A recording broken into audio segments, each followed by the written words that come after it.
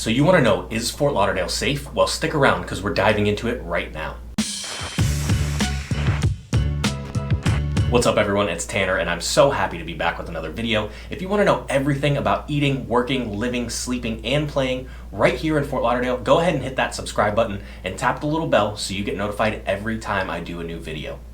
Alright, so being a Florida native and having lived here in the Fort Lauderdale area pretty much my whole life, I'm going to talk about some of my personal experiences and thoughts on how safe Fort Lauderdale actually is, but first I'm sure you want to know about the hard stats and data. So we're going to look at 3 different categories to determine the safeness of Fort Lauderdale.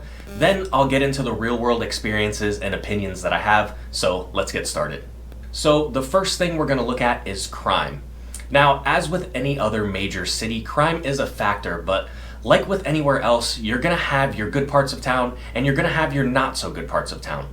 So it's important to consider the amount of crime in a city as a whole, but more importantly, you want to look at the specific areas where most of the crime is taking place to determine, based on your budget, if those areas would even fit the lifestyle you're looking for.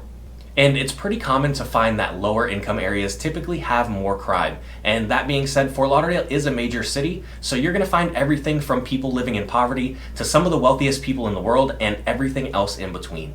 Okay, let's pull up the map real quick. This is the Fort Lauderdale crime map, and you can take a look at it for yourself if you'd like. I'll put the link to it down in the description for you. What this map is a map of crimes over the past month here in Fort Lauderdale, and it gets updated daily by our police department.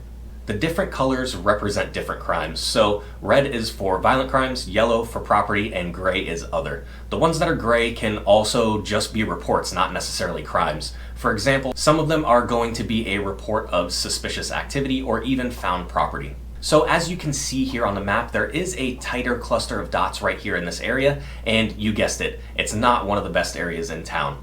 But is it really that bad? No, in my opinion, it's not. I don't feel uncomfortable or unsafe driving around or stopping into a store, getting gas, or anything like that. But as we move further east or even a little bit south, we're going to see the dots getting fewer and fewer until they're almost non-existent, and that's where you're going to get into some of the better neighborhoods in Fort Lauderdale like Victoria Park, Tarpon River, Las Olas Isles, and if you haven't already seen my other video on top 5 neighborhoods in Fort Lauderdale, make sure you check it out. I'll put it up at the end of this video. Now, the amount of dots may seem overwhelming or even worrisome, but you have to remember that the crime map is showing everything over the course of an entire month in a city with a population of about 183,000 people. And it's important to note the types of crime that are most prevalent here, which for the most part are non-violent in nature. So, yeah, crime does play a big role in determining the safety of a city, but these next 2 things are things that most people usually don't think about, and the first one is the risk of natural disaster.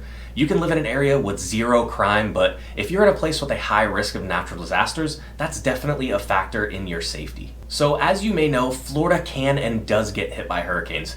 Yes, they have the potential to be very destructive, but a lot of the times they aren't super bad. We get a lot of rain, a lot of wind, and may lose electricity for a while, but we also know when these storms are coming and when they're gonna hit. So we have plenty of time to prepare, get supplies, or even leave town if we choose to do so. Other states have a high risk of different types of disasters that aren't as easily prepared for or predicted, like tornadoes in Texas or Kansas, along with all the other states that make up Tornado Alley, and the states like California or Nevada with a high risk of earthquakes.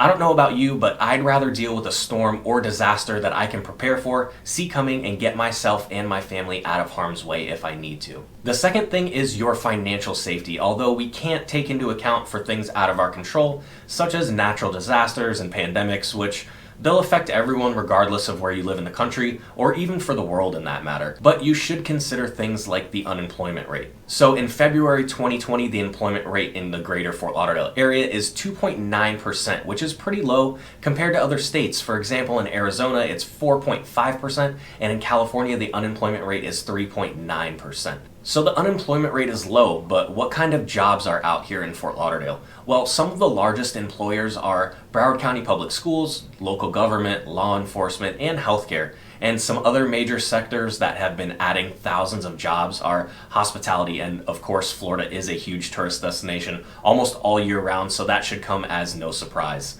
Financial and business services, transportation, and of course construction. Fort Lauderdale is booming with new buildings that are going up all over the place. So now that you have some facts and data, what are my thoughts on Fort Lauderdale safety? So I've lived down here most of my life, aside from a few years between Tallahassee and Orlando for school, and the worst thing that has ever personally happened to me was having my bike stolen from the front yard when I was a teenager, and at the time it was a big deal, but I forgot to put it away before I went to bed. And then about a year ago, I left my car door unlocked overnight, and some neighborhood kids took about $5 in change out of my center console, but they didn't take my $200 Ray-Bans. In both of those instances, they were really my fault, and I have to say, that's not too bad for 30 years of living in Fort Lauderdale. I'm getting so many calls, texts, emails, and Facebook messages from people who are thinking about moving, and I absolutely love it. So if you're thinking about moving or relocating anywhere in the South Florida area, reach out to me. I'd love to talk to you and help you any way that I can. Make sure you check out my other videos, and I'll see you on the next one.